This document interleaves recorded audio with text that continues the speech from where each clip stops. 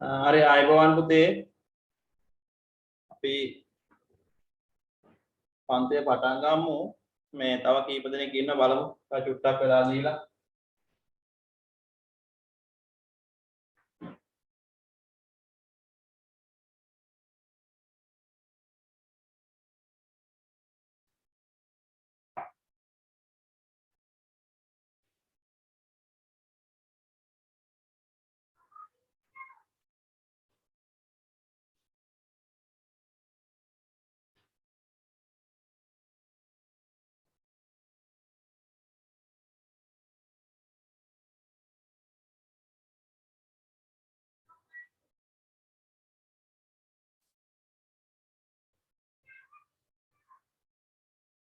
අවිෂාන්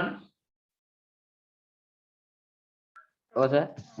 මේ ඔයා පොතේ පොත කියවන්න හොඳේ ප්‍රශ්න ටික උත්තර දෙන කලින් හොඳට බලන්න ටිකක් මතක නෑ වගේ හොඳ ඒක නිසා මේ හොඳට කියවන්න නිදුවරේ අපි අර මාසික පරීක්ෂණය කරේ නෑ නේද කරේ නෑ සර්.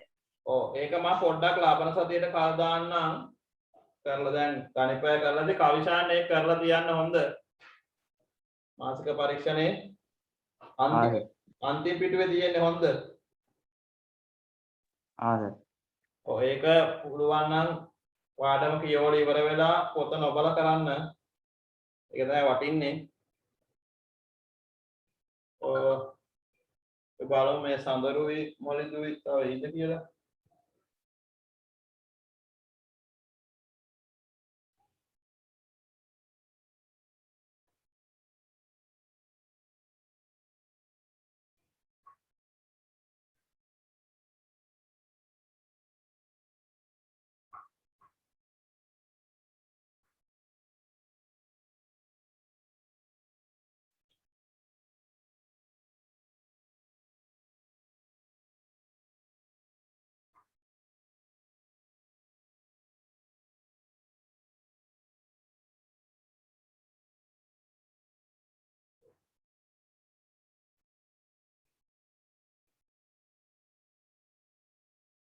තව ඉන්නවා මොලිදුයි දැහැමි බලමු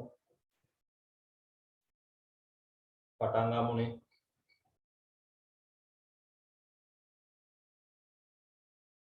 මොලිදු ආවේ සඳරු නෑ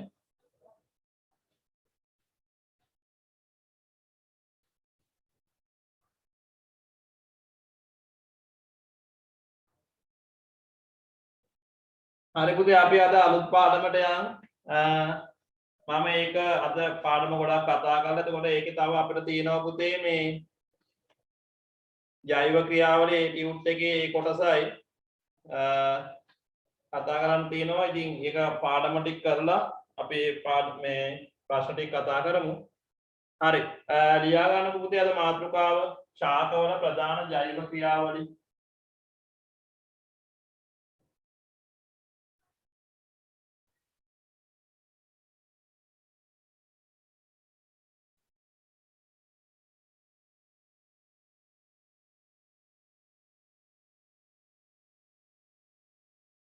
ශාකවල ප්‍රධාන ජෛව ක්‍රියාවලි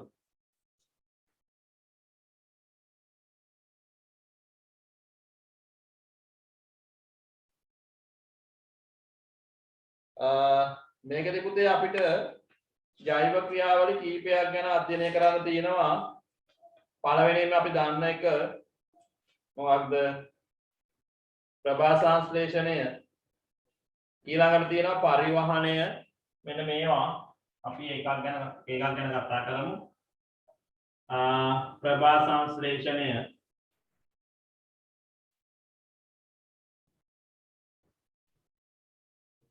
ඊළඟට පරිවහනය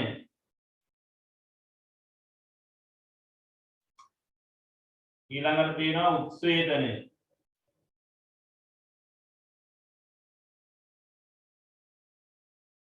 ඊළඟට තියෙනවා බිඳුදය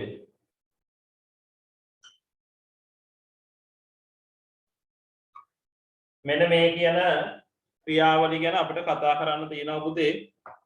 එතකොට අපි කොහොමද මේ දේවල් හඳුනාගන්නේ? ඒවයි ශාකයේ තියෙන වැදගත්කම මේවා සිද්ධ වෙනවද කියලා හොයන්නේ කොහොමද?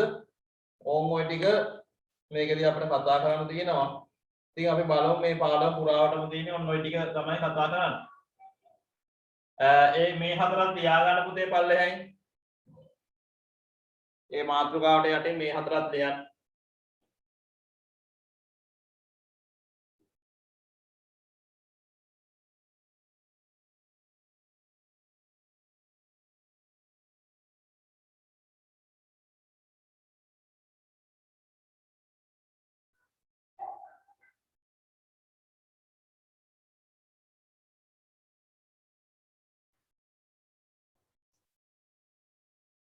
හරි නේද?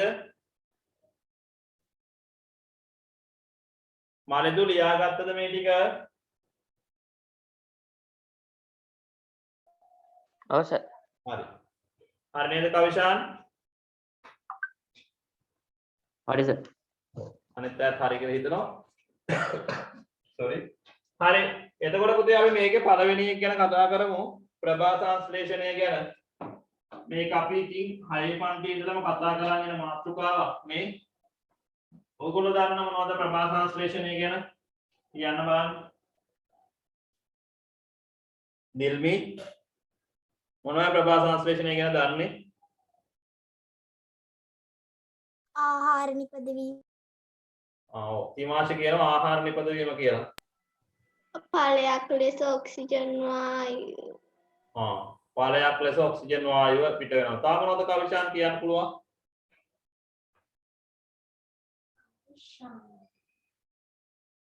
මොනවද ප්‍රභා සංශ්ලේෂණය ගැන කියන්න පුළුවන්?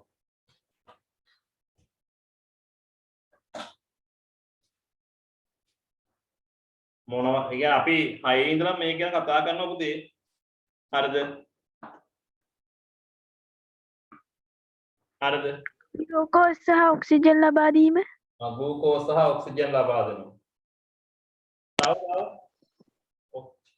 කියන්න බලන්න තිමාශ කියවනේ කවිෂාන් මොකොත්ම කියන්න දන්නේ නැද්ද?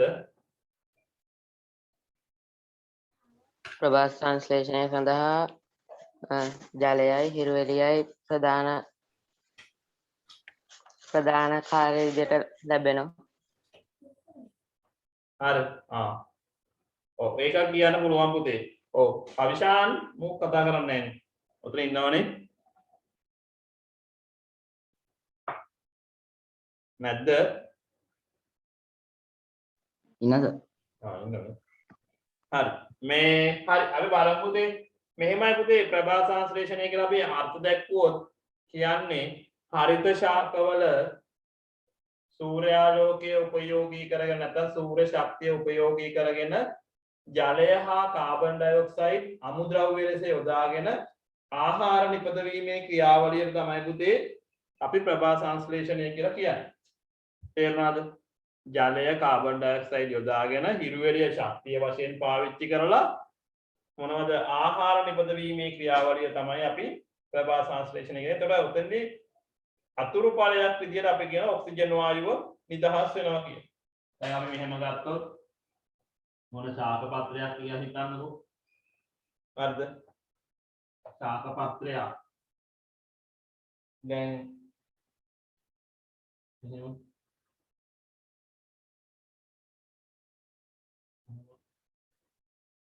මේම ශාක පත්‍රයක් ගත්තොත් මේ ශාක පත්‍රයක් තුල තමයි හරිත ශාක කොළ පාට ශාක පත්‍රයක් තුල තමයි මේ ක්‍රියාවලිය සිද්ධ වෙන්නේ පුතේ.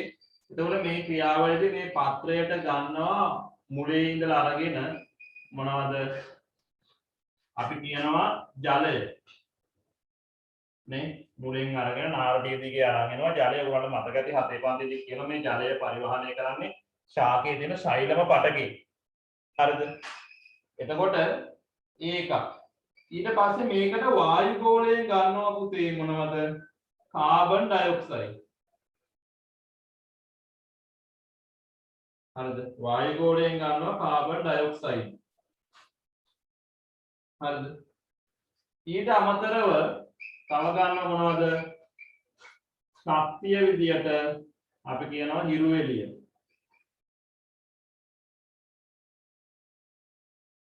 හරිද ඔන්න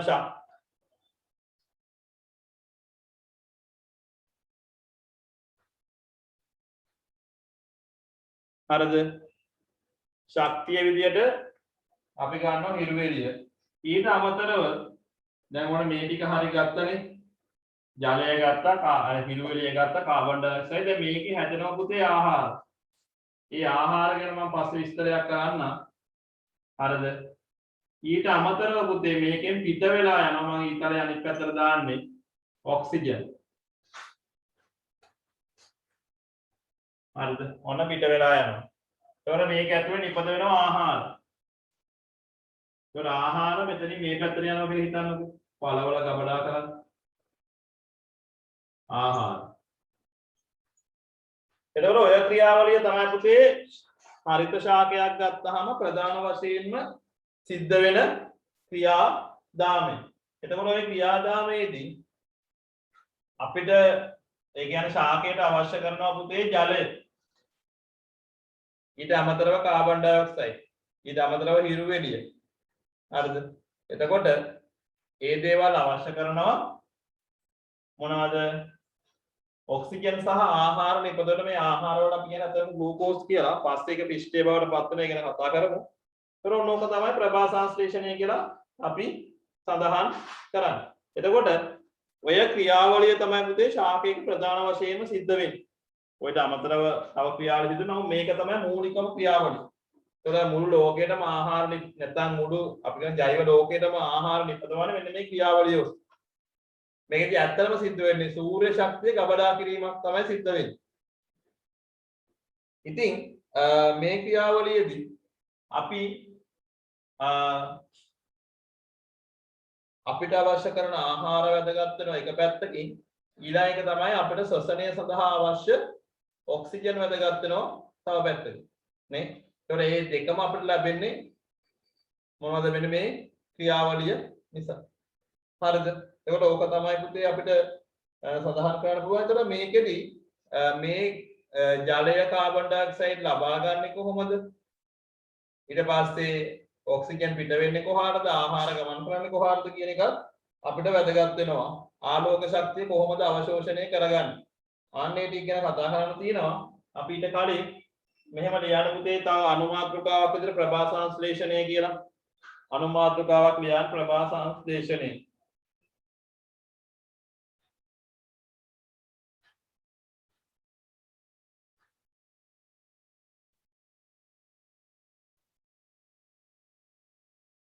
ඒකේ අර්ථය ලියන්න හරිත ශාක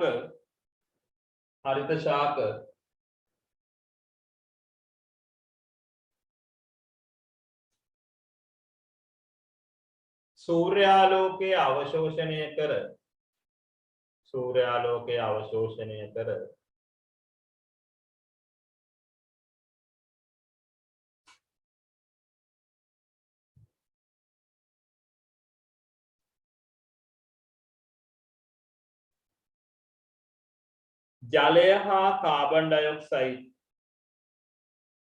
ජලය හා කාබන් ඩයොක්සයිඩ්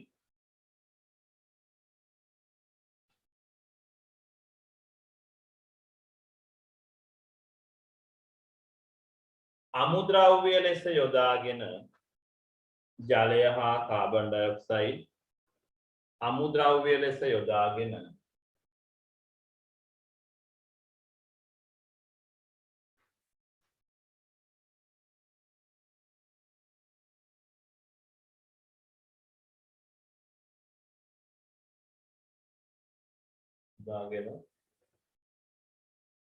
ආහාර නිපදවීමේ ක්‍රියාවලිය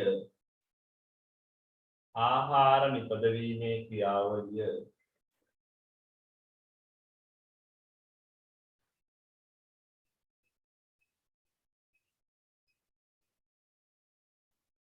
ප්‍රභා සංශ්ලේෂණය ලෙස හැඳින්වේ.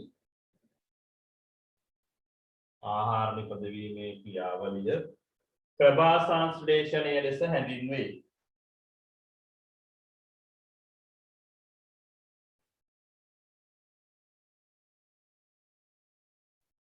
පොඩ්ඩක් ඒකටම ලියන්න පුතේ.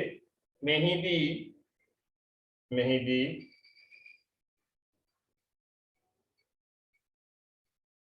අතුරු ඵලයක් ලෙස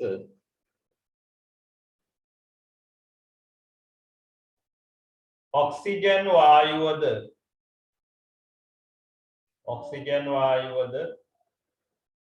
නිදහස් වේ. මෙහිදී අතුරු ඵලයක් ලෙස ඔක්සිජන් වායුව නිදහස් වේ.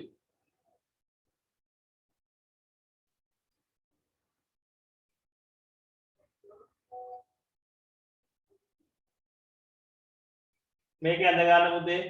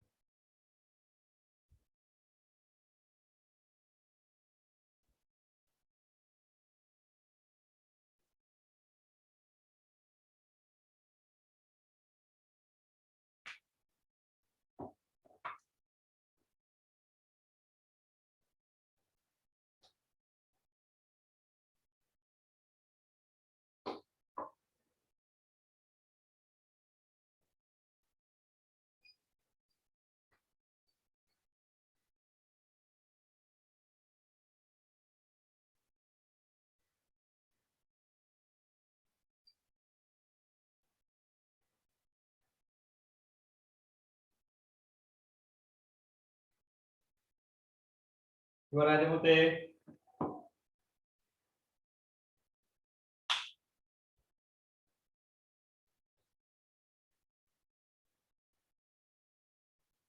ඉතින් ඉවරයිද?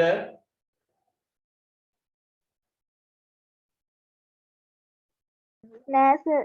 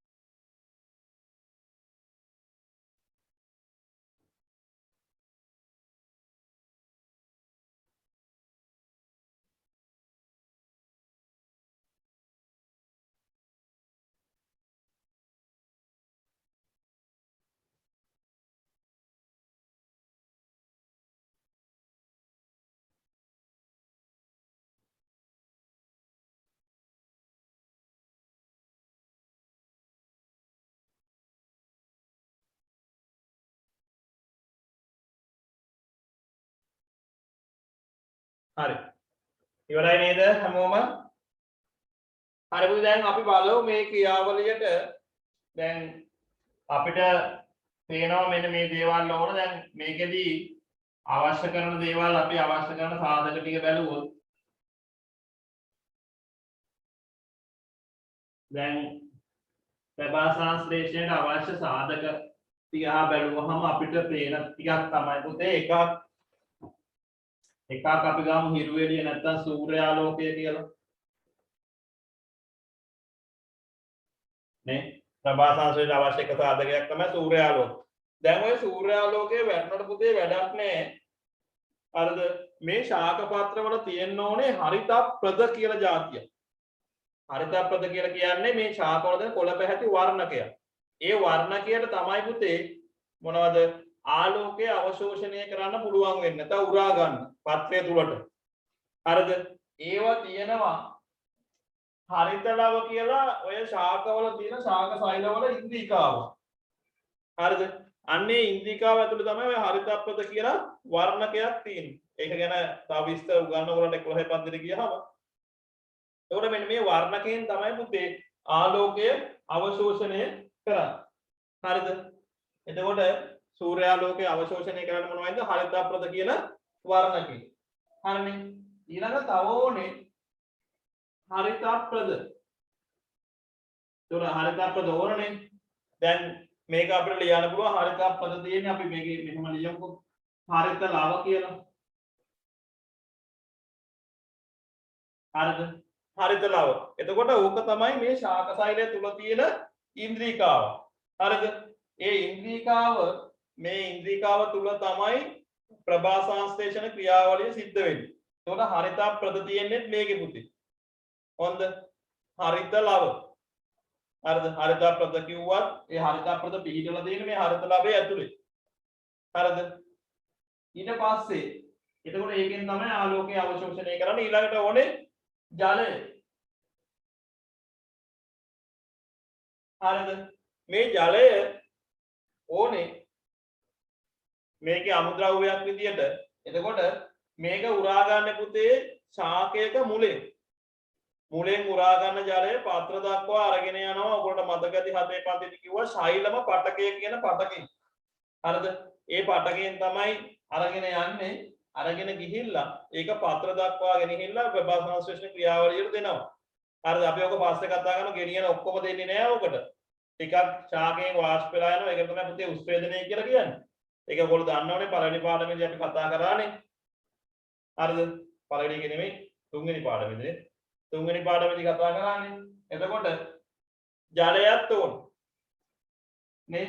ඊළඟ තව එකක් තමයි කාබන් ඩයොක්සයිඩ්.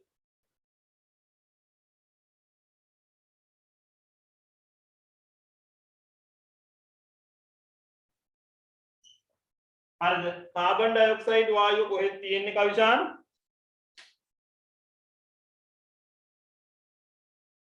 කොහෙද කාබන් ඩයොක්සයිඩ් තියෙන්නේ?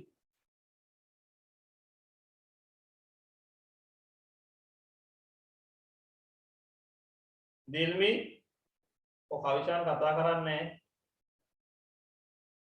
කාබන් ඩයොක්සයිඩ් කොහෙද තියෙන්නේ? වායු ගෝලය. පරිසරයේ කාබන් ඩයොක්සයිඩ් තියෙන පුතේ වායු ගෝලය. එතකොට මේ වායු ගෝලයේ තියෙන කාබන් ඩයොක්සයිඩ් ගන්න වෙනවා පුතේ පාත්‍රය තුලට. පාත්‍රය තුලට අරගෙන ඒක හරිත ලව තුලටත් ගෙනියන්න ඕන. හරිද? හරිත ලව තුලටත් ගෙනියන්න ඕනේ. එතකොට මේ හරිත ලව තුලට ගෙනියනකොට මේ පාත්‍රය තුල තියෙන කුඩා සිදුරු වර්ගයක් ඔයගොල්ලන්ට මතක ඇති නේ? පාත්‍ර තුල තියෙන කුඩා සිදුරු වර්ගයක් ඒවට නමක් දෙනවා පුතේ පූටිකා කියලා. පූටිකා. හරිද?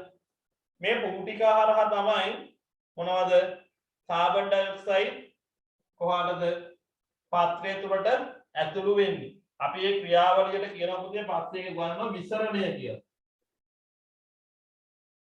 මේ පාඩමෙම තියෙනවා විසරණය කියන ක්‍රියාවලියෙන් තමයි ඇතුළු වෙන්නේ. විසරණය කියන මම දැනට කියන්නම්.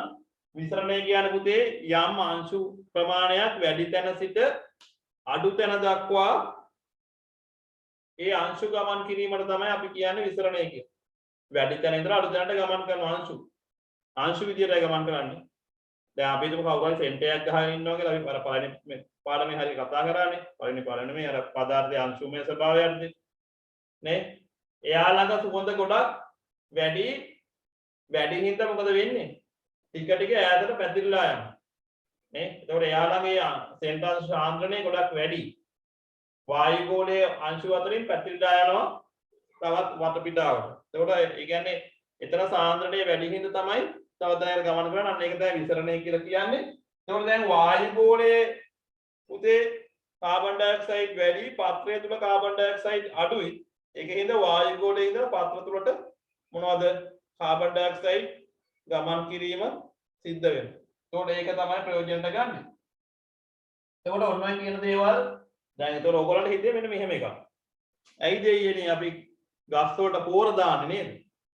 එහෙම හිතනවනේ වතුර දුන්නා මදයි කියලා. එහෙම හිතන්නේ නැද්ද? නේද? අපි දැන් ඇති වෙන්න දෙනවනේ නේ.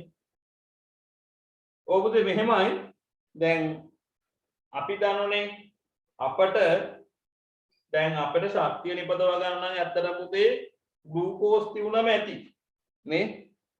ග්ලූකෝස් තියුණම ඇති නේ. අපිට ශක්තිය විතරයි නේ. නමුත් අපිට කොළ ජාතිර බත් කෑවම ඇතිනේ. නමුත් අපි අපිට හැදෙන රෝග වළක්ව ගන්න නේ මොනවද ගන්නෝනේ? පළතුරු ඒ වගේ දේවල්. දැන් පළතුරු වලින් මහා ලොකුවට අපි කියන ශක්තිය ලැබෙන්නේ නැහැ. නමුත් ලැබෙන මොනවද? විටමින් කනිජ ලවණ නේ. අන්න ඒ වගේ තමයි පුතේ අපි ශාක වලට පෝර දාලත් කරන්නේ. දැන් ශාකයේ මේ කාබන් ඩයොක්සයිඩ් ඕන තරම් ඇති වෙන තියෙනවා. වතුරත් ඇති වෙන්න දෙන්න පුළුවන්. එහෙම දුන්නා කියලා මොකද වෙන්නේ? එයාගේ අර ඌනතා ලක්ෂණ ඇති වෙන ඒවා වළක්ව ගන්න, ලෙඩ රෝග වලින් ආරක්ෂා වෙන්න. මේ දේවල් වලට මොනවද වෙන්නේ? කනිජ ලවණ ඕනේ. අන්නේ කනිජ ලවණ තමයි පුතේ අපි පොහොර විදියට දෙන්නේ. ඒතකොට මේවා අපි දෙන්න ඕනේ නැහැ. කාබන් ඩයොක්සයිඩ් දෙන්න ඕනේ නැහැ. වතුර නම් සමහරවිට පායන කාට දෙන්න වෙයි. හරිතලාව මේකේ තියෙන ඇත්තටම හරිතා ප්‍රදපුතේ හරිද? ඒව දෙන්න ඕනේ නේ. ඒතකොට සූර්යාලෝකයත් ඕන තරම් තියෙනවා. මතක තියාගන්න ජලය කාබන් ඩයොක්සයිඩ් දුන්න පමණින්ම සියලු දේවල් හරියන්නේ නැහැ. මොනවද? අර කනිජ ලවණ ඒ අවශ්‍ය ප්‍රමාණ වලින් දෙන්න ඕනේ. නැත්නම් ඒ ශාකය තුළ තියෙන සිදුවන විවිධ ක්‍රියාවලින් ඇන හිතීමකට ලක් වෙන්න පුළුවන්. අපි අර වෙන්නේ අපි විශේෂයෙන් දෙන්න ඕනේ නැහැ නේ කොහොමද? හරිද? එතකොට ඔන්න ඕක තමයි පුතේ ප්‍රභා සංශ්ලේෂණය සිද්ධ වෙන්නේ. එතකොට මෙහෙම ওই ටික අරගෙන අපි කියනවා මේවා අවශ්‍ය සාධක.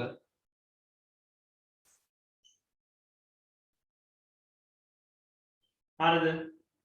තව ලැබෙනවා මොනවද? ලැබෙනව නෙමෙයි අපිට ප්‍රභා සංශ්ලේෂණය පස්සේ ලැබෙන මොනවද? ආහාර.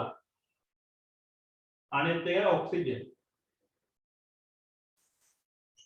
මේවට කියන්නේ පළක් කියලා.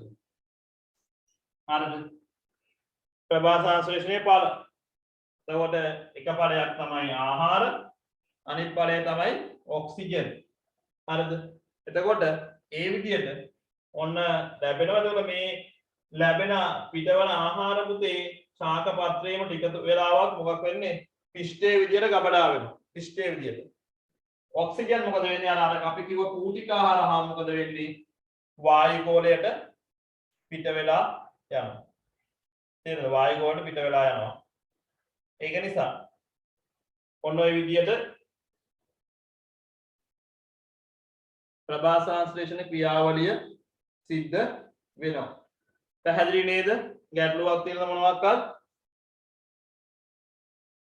හරිද? අපි මේක තාදුරටත් බලමු පුතේ. ලියා ගන්නකො ප්‍රභා සංශ්ලේෂණය සඳහා අවශ්‍ය සාධක කියලා. ප්‍රභා සංශ්ලේෂණය සඳහා අවශ්‍ය සාධක.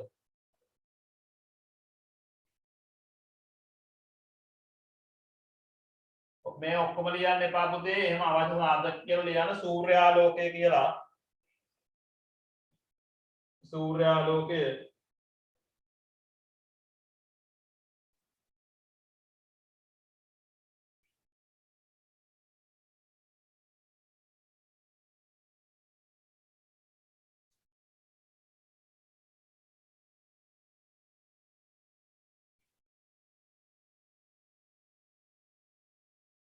ඒකේ අර්ථය ලියන්න මෙහෙම.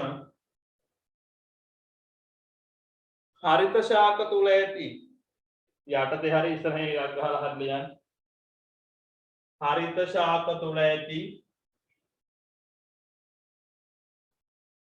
හරිත ප්‍රදනම් වර්ණකය මගින් හරිත ප්‍රදනම්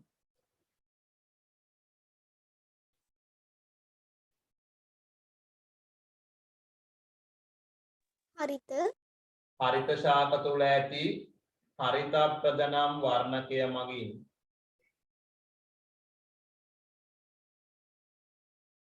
ඔය දැහැමීමේ මම හිතන්නේ කොච්චර ඉඩ තියන්න ඕනද මේ දිල්මි ඔය ටික ලියන්න එක පැත්තක් විතර සර්. එක පැත්තක් ER නේද ඔව් සර්. දැහැමි එක පැත්තක් විතර තියලා ලියලා ලියන්න මේ ටික හා සර්. මම කියන්නේ මම සූර්යාලෝකය කියලා ඒක තමයි කියන්නේ සූර්යාලෝකය කියලා ලියලා ඉරක් ගහලා ලියන්න පුතේ මෙහෙම හරිත ශාක තුල ඇති හරිත ප්‍රද වර්ණකය මගින්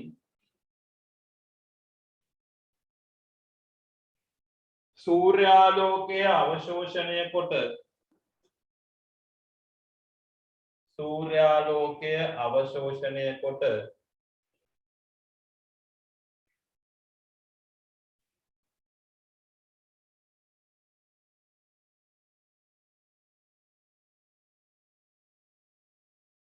ප්‍රභා සංශ්ලේෂණයට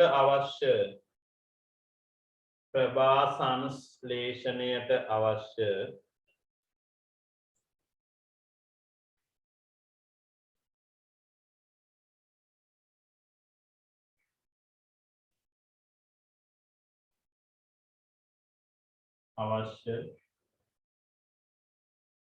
ශක්තිය සපයයි ප්‍රභා සංශ්ලේෂණයට අවශ්‍ය ශක්තිය සපයයි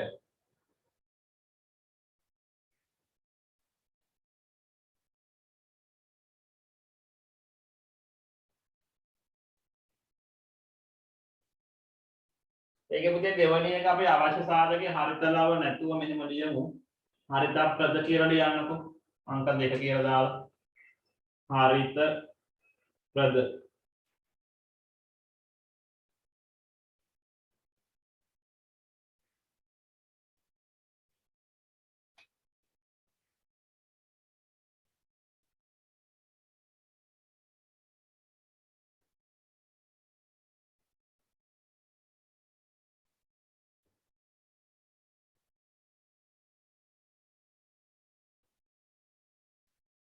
ඒකේ අර්ථය ලියන්න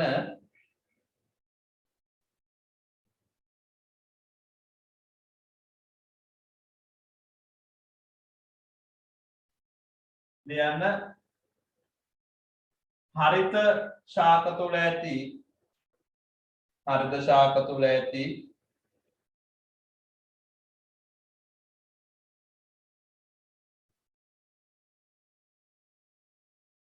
හරිත ලව තුල හරිත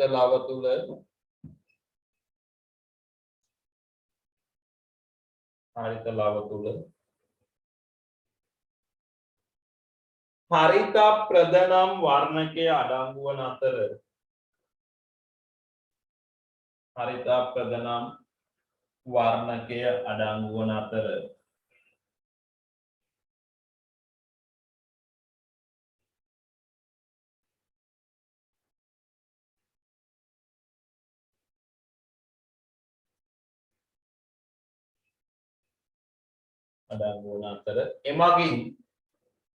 එමගින් ආලෝකය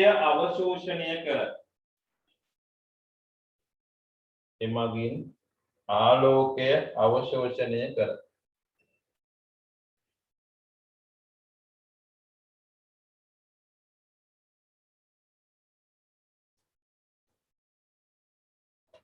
ඊළඟ තුන්වෙනි එක ලියන්න ජලය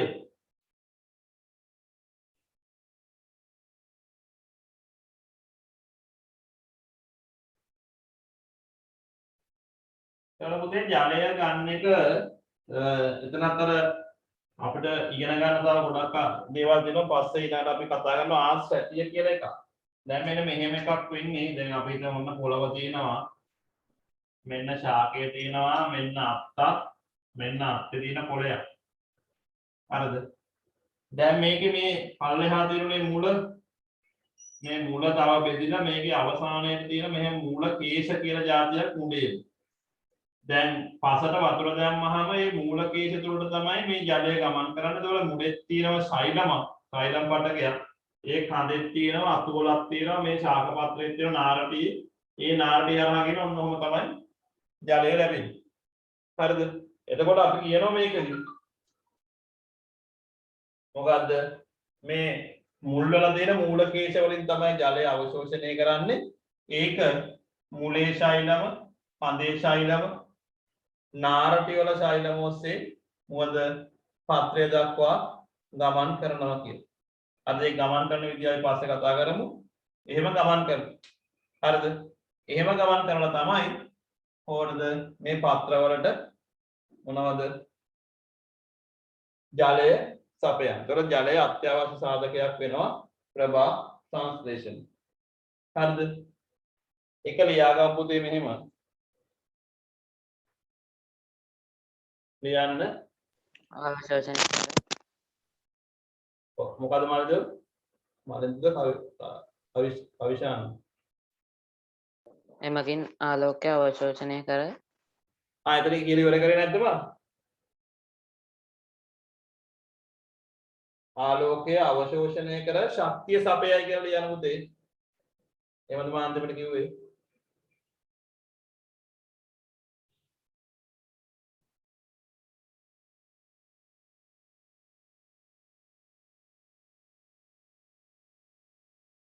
හරි. එතකොට ඊළඟ තුන්වෙනි එක ලියන පුතේ ජලය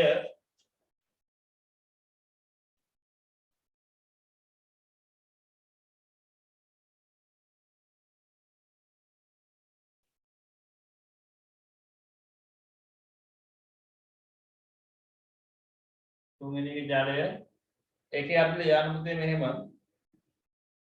ශාක මුල් වල ඇති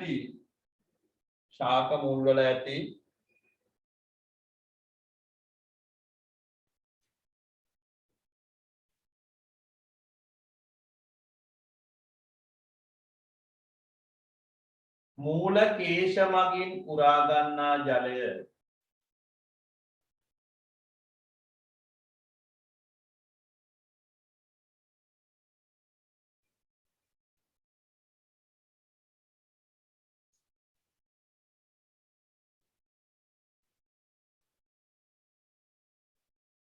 ශාක මුල් වල ඇති මූල කේශ මගින් උරා ගන්නා ජලය මුලේ ශෛලම